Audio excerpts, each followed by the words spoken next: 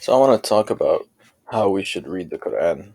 So in my opinion, we should read it in the order that it was revealed.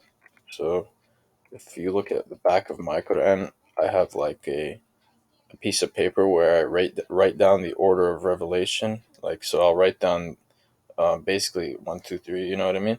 And I'll write which surah. That way, I could read it in the proper order in which it was revealed. And it actually makes more sense that way. Like, you know, for example, I forgot which pseudo I'm up to, but there's like, for example, one of them.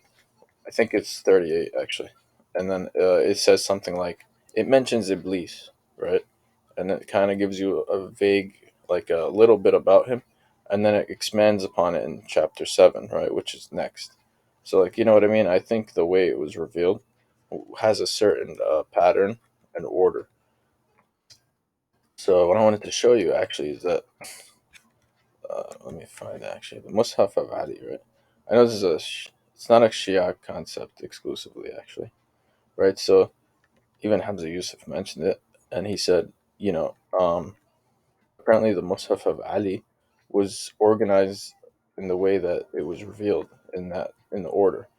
I think he had commentary in it too.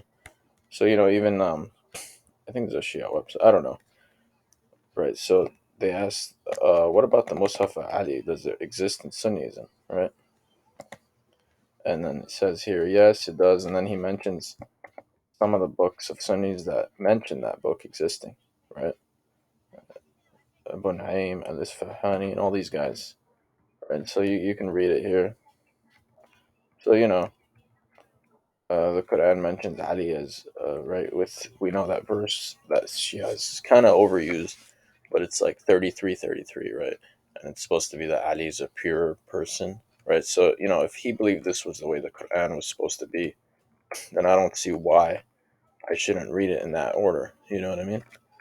So yeah, it makes more sense when you read it that way. If you ever come across like a Christian or atheist who says something like, "Oh, the Quran makes no sense. There's no pattern. It's just chaos," try to convince them to read it in this order, and maybe they'll understand it better.